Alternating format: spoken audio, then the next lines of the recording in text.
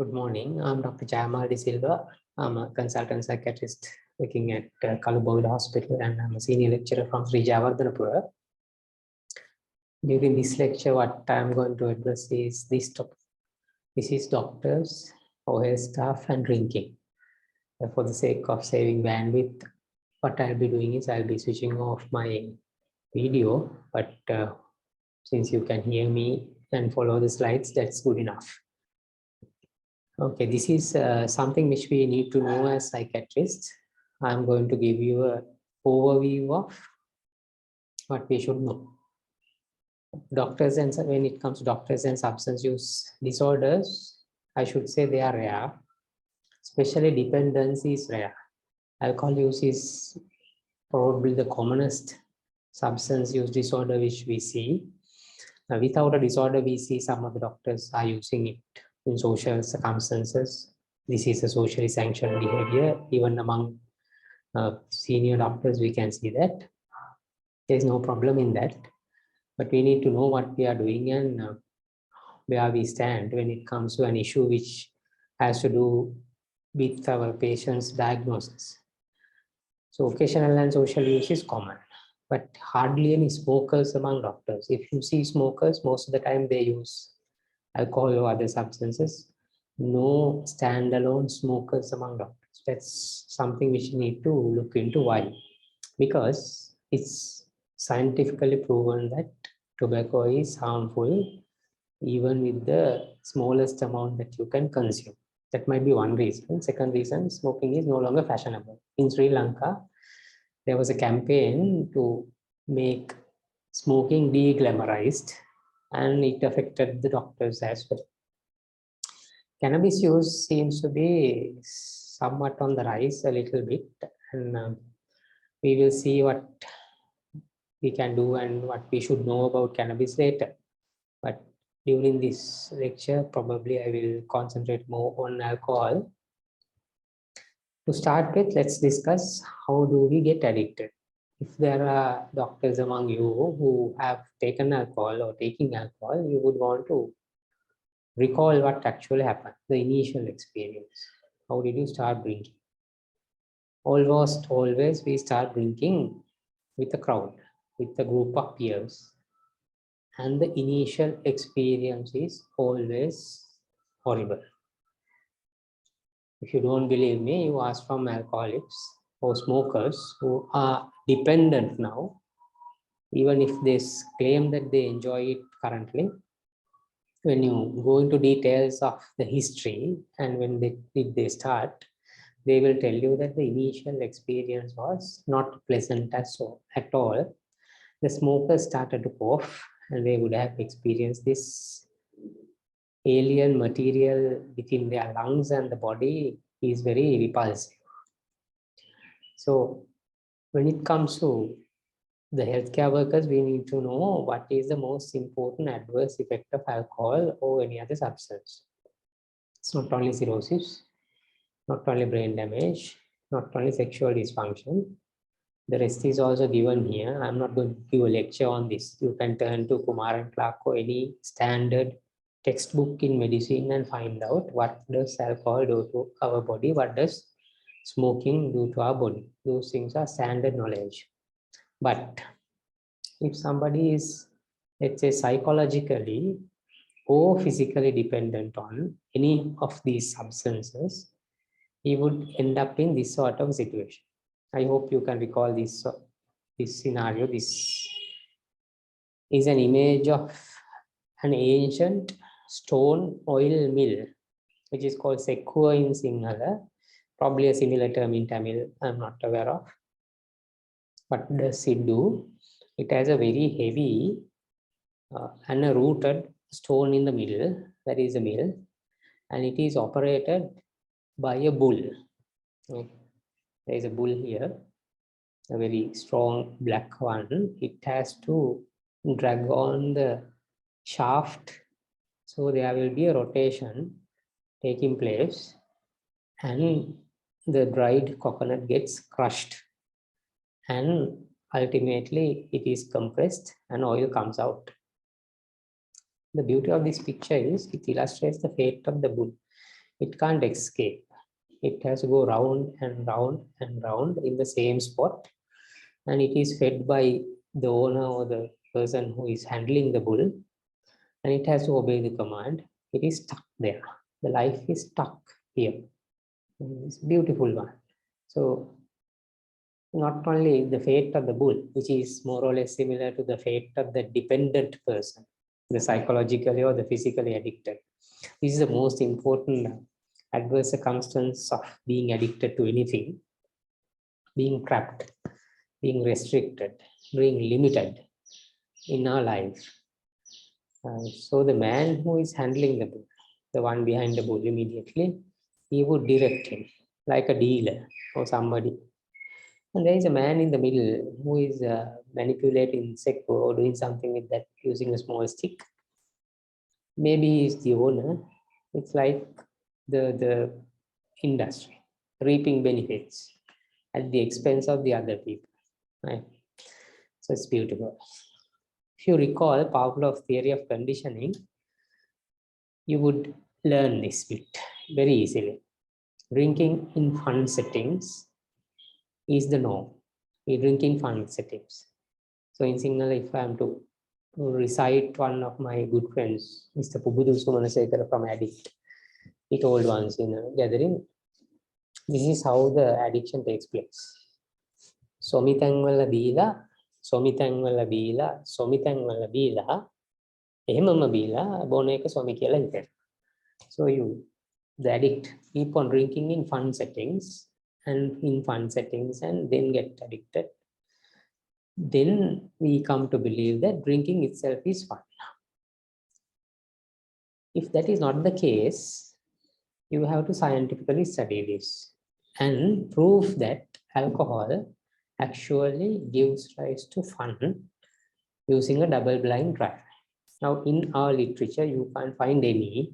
If you can find, please share with every one of us, because that will be a landmark study. So you can't prove. It is not the case. Alcohol given in disguise never gave rise to elevation of mood. Those research are there. You can find it out. So this is for the sake of people who are not aware of classical conditioning.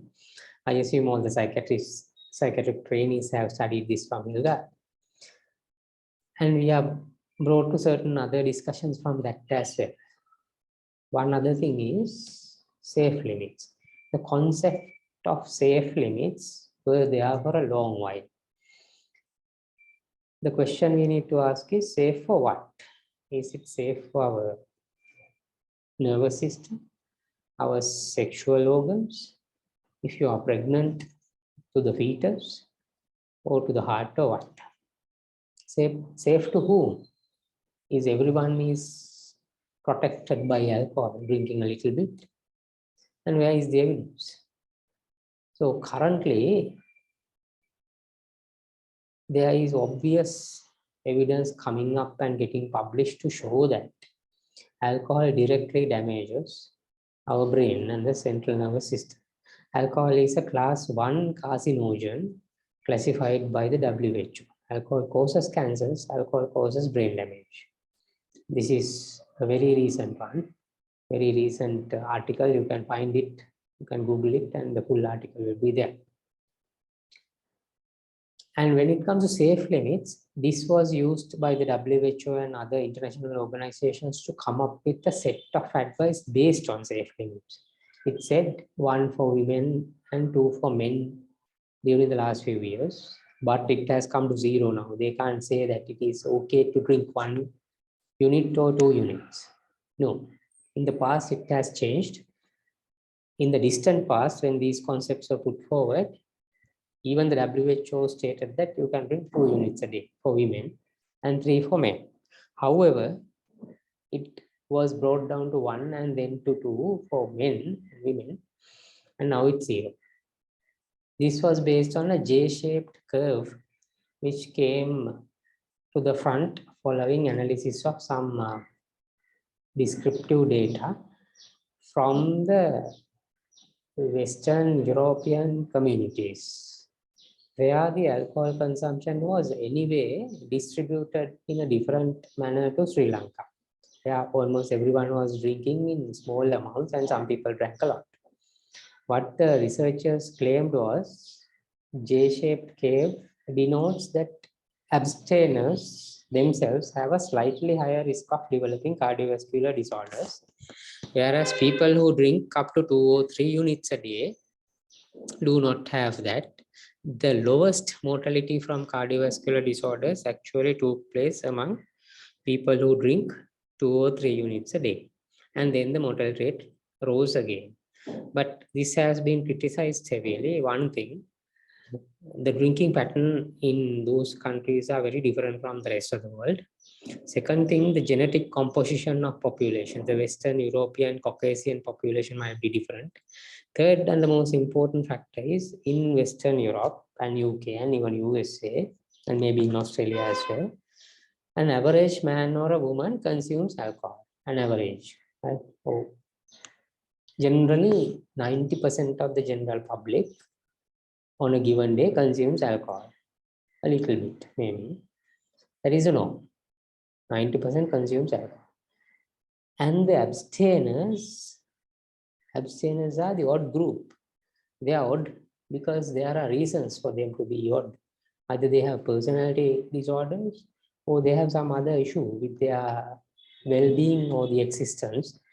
And independent studies show if you have a psychiatric illness or a personality disorder or you are very different from the rest of the general population, you have a higher risk of dying before the rest of the people die. So the J-shaped curve doesn't show anything other than odd people are dying before the rest. So criticism, which was published later for J-shaped curve, was never given publicity. Only the J-shaped curve. And based on that, advice was turned over and people were made to give advice. The doctors were made to give advice based on this concept of safe limits. Now we can't use those things. Those are unscientific concepts now. It's shown that even in tiny amounts, it can be harmful. The biggest harm is something to do with the lifestyle and all. But even physically, it is harmful. So what is the advice? Generally, if someone drinks in excess, ask them to either stop or cut down. And if they come to discussion of limits, you can say, well, in certain instances, actually 2 or 3 units were discussed as okay, but it's not the science now. But if you find it difficult to abstain, at least bring down to 3 units or 2 units. And use this concept in order to help somebody to cut down only. But these days, that is also not valid. There is another concept here. Now, when it comes to population education, never ever use these terms like safe units because people will take up those aspects of alcohol or the concepts and they will promote the idea that alcohol in smaller amounts can be safe. Right? Now, there is this word called moderate drinking. All the news items, even the journal articles, the academic discussions happen around this concept of moderate drinking. But if you look into the term moderate, and if you try to quantify what moderate is, that is 1 unit for women and 2 for men. 1 unit is just 10 ml. How can a 10 ml can be labeled as moderate? That's a tiny, tiny, tiny amount. It should be relabeled as drinking very tiny amounts of alcohol or very small amounts of alcohol was thought to be safe, no longer so, right? The term moderate is a misnomer that actually sometimes can deceive people. So it's tiny amounts, small amounts. So the advice is, if you are to talk about these concepts of safe units, use it for bringing down consumption individually and don't talk about safe units in public unless somebody asks. And even if you talk, tell them that there is no safe unit.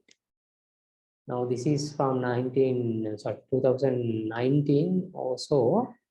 Lancet, you can find this article. Full PDF article is downloadable. Very clearly says alcohol use is a leading risk factor for global disease burden and causes substantial health loss. Right? We found that the risk of all-cause mortality and of cancer specifically rises with increasing levels of consumption, and the level of consumption that minimizes health loss is zero. The level of consumption that minimizes health loss is zero. Remember that. So if you are to prescribe alcohol, the safe limit is zero. You can't, as doctors and as specialists, you can't prescribe anything outside of the BNF. Remember, you can give Ayurvedic medicines if you are familiar with Kottamalli kind of thing, that's cultural. But if you are to prescribe something on a piece of paper with your seal put on it, it has to come from the body of literature which is available. So currently the safe limit is zero. Regularly drinking small amounts of alcohol damages the brain and the fetus and the sperm count and the nervous system and what. Right? So people who are advised to take up alcohol ultimately end up dependent on alcohol. I have personally seen so many people who have taken up alcohol because their cardiologists advised to do so. That's a disastrous situation in this country. So medically, that's it. When it comes to psychologically, alcohol is taught as a cerebral depressant. It is a cerebral depressant. It actually slows down the brain functions, similar to diazepam or benzodiazepines. And one theory which we learned as students was, well, it depresses the it depresses the inhibitory pathways first, and then the stimulating pathways are more or less hyperactive, and that is why we see the stimulation. No, that is not the case. You can't derive behavioral conclusions from biochemical research or behavioral conclusions from biochemical theories or neuropsychological theories. If you are to derive anything behavioral or social, you do a social or a behavioral experiment and see. Do a double-blind trial and check whether there is euphoria, whether there is increased activity level. Those things are not found.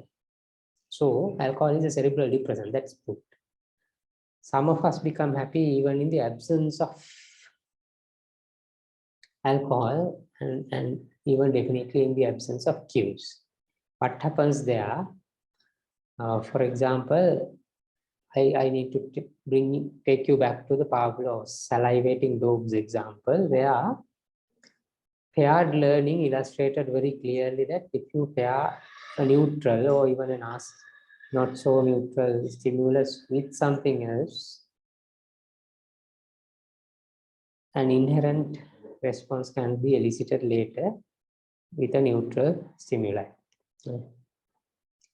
So people start associating fun with alcohol, music with alcohol, films with alcohol, girls with alcohol, boys with alcohol, waterfalls with alcohol, the environment with alcohol, singing, dancing, hugging, kissing, and maybe even having sex with alcohol. Sexual function is somewhat retarded then, but still, right?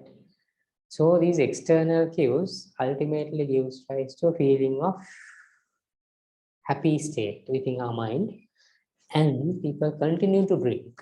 When they become drunkards or regular drinkers, addicts, their body produces internal cues, and those are recognized by the central nervous system, which will give rise to addicted drinkers identifying alcohol even if given in disguise and feeling happy or becoming okay after a drink or two.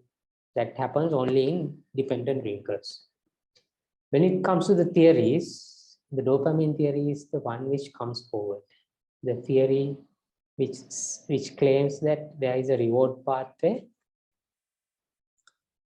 and alcohol goes and improves dopamine in this reward pathway and it makes you happy. Correct. But we need to look at how does this reward pathway was initially drawn. Actually, dopamine is the substrate of learning and reward is learned. So that is how it happens. If you keep on asking these sort of questions, you will realize that some of the theories which we put down as answers in our exam paper are actually not proven theories. Maybe they were never ever proven, but we have come to believe them. Like the dopamine theory in relation to alcohol. For example, the jokes. Now, alcohol and religion. I'll tell you this though, some of these jokes, I am used to tell jokes in Sinhala, but it won't make a difference. There was one Director General of Health Services delivering a lecture at Angoda sometime, Angoda somewhere, I can't remember. Then he was cracking jokes out of blues, nowhere. He brought up these jokes because he wanted to spice up his speech. His talk was otherwise monotonous and about the system and availability of drugs and blah, blah, blah. So he had to come up with certain jokes. One joke he came up with was alcohol joke from the bygone era. So there was this old man who visited his GP and was diagnosed of having some condition. And then the GP asked, did you bring a bottle?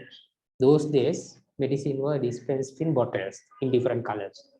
ඒ කාලේ ඉතින් බෙහෙත් දුන්නේ බෝතල් වල හින්දා දොස්තර මහත්තයා අහනවා Siripala බෝතලයක් ගෙනාවද. Then the joke is, you can't laugh at this because these are very, very old ones. There are people, there aren't people who haven't heard of these things. Then Siripala says, I didn't know, doctor, that you are also drinking alcohol or whatever. So that sort of, there are other jokes. මාත්‍යා කලින් කියන්න බෑ බොනවා කියලා මම බෝතලයක් ගේනවනේ කියලා. Likewise, there are other cues. Thousands and thousands of cues which have initially probably have taken place in the natural environment, now manufactured, promoted by marketing companies. The question to ask is, when does dopamine start to secrete in the brain when we are reminded of alcohol? When we plan the alcohol party? When does it happen? When we see the bottle, when we uncork the bottle, unscrew the bottle, or when we put the drink into a glass, or when we take the first sip? When? Well, animal models are very, very poor approximations because animals can't think. They do not learn from advertisements or from sales reps for that matter, or anyone like that. Animals will secrete dopamine if this were coupled with something fun for a long period of time when they are taught. Otherwise, if you give alcohol to these experimental mice, they will choose water instead of alcohol. They will not drink alcohol. They need to be made dependent by putting an NG tube and giving alcohol for a period of maybe 14 days or so, and then do the experiment. That is how the rats are made to drink alcohol. It doesn't happen. Of course, in the nature, there are certain animals who are used to drink alcohol containing toddy kind of thing because it's sweet tasting and it's a source of water for them. So that is something different. They have also learned, and from instincts they know that it's not going to harm them that much. But any other animal, you give it to a dog, especially these sort of Valballa kind of dog. It's not the 100% domesticated dog who will eat or drink anything you give. They will not drink alcohol. Right? So the animal models are very, very poor approximations, and they can't take into account the psychological component of it, the learning component of it. They are different. So the dopamine theory is not a proven theory as such. You can talk about dopamine secretion and finding dopamine in fMRI scans and everything. But then do the double blinds and check fMRIs, or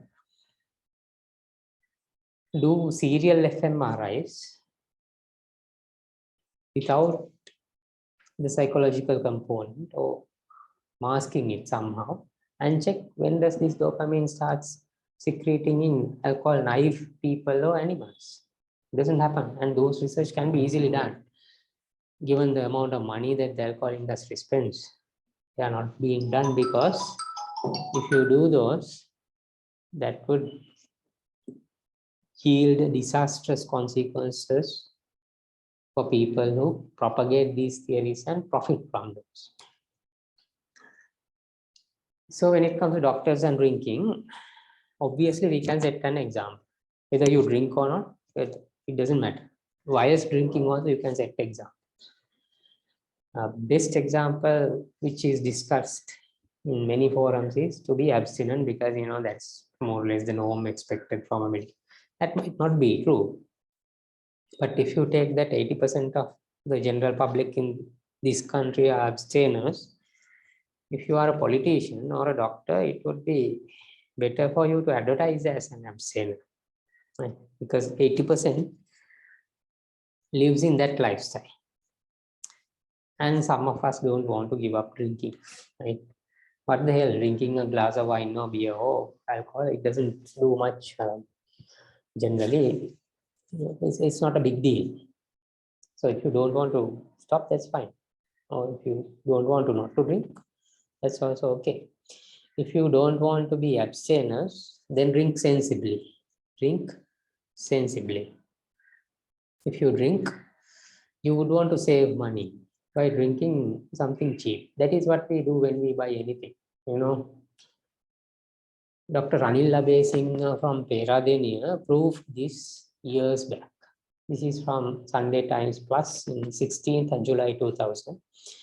Dr. Abesing is a very good researcher. He has actually written a book on alcohol culture in Colombo, which was published in 2002 or so. I can't remember. I have read it.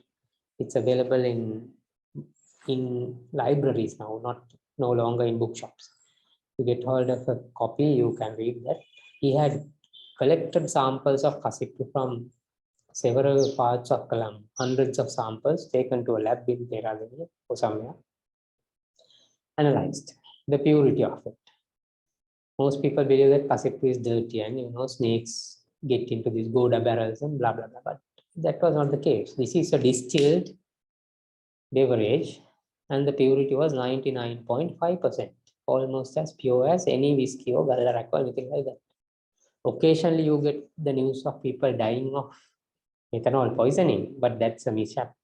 Happens not due to the general Kasipu distilling process. That is different.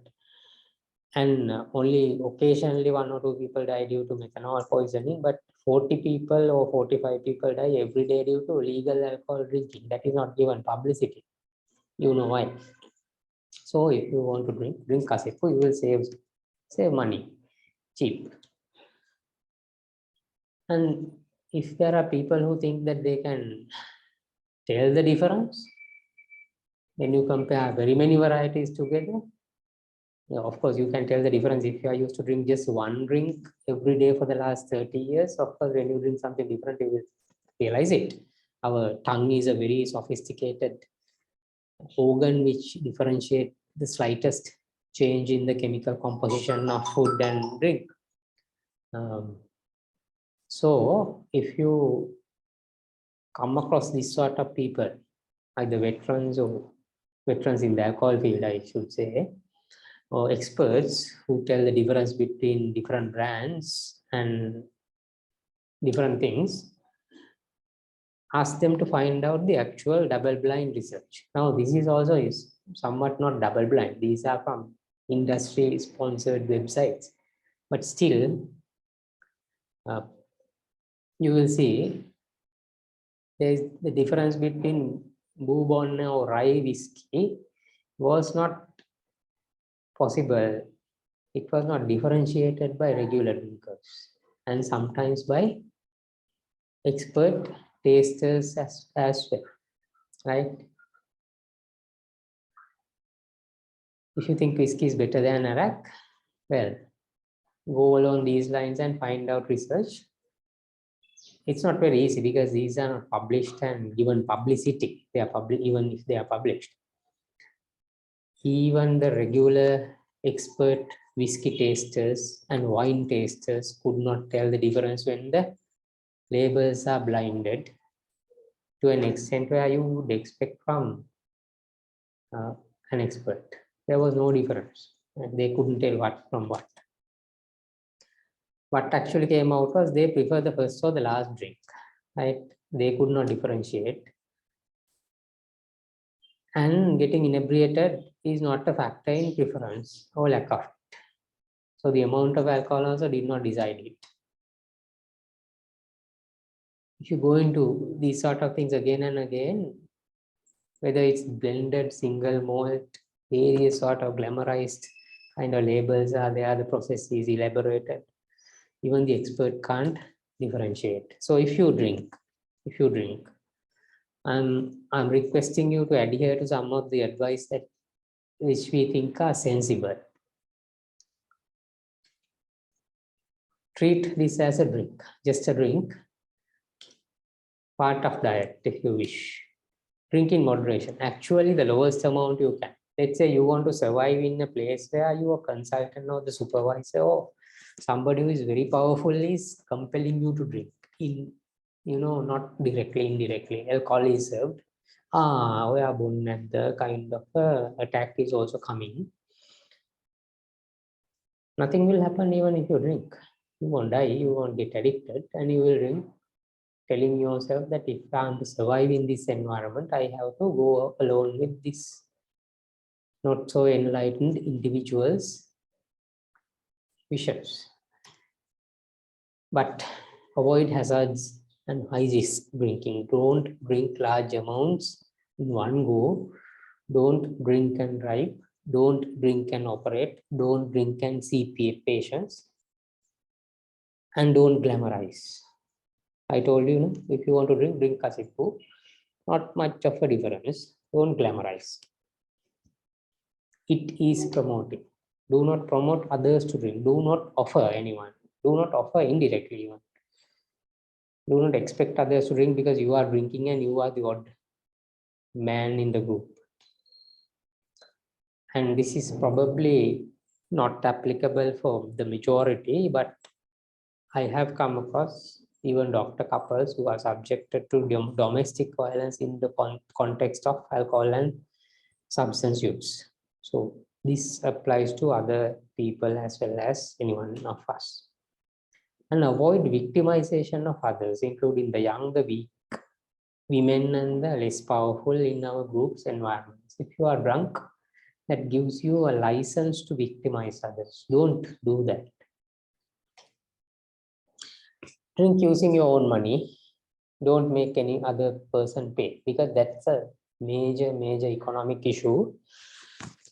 People are made to drink alcohol for which somebody else has paid, and we don't know how much we spend in monetary terms.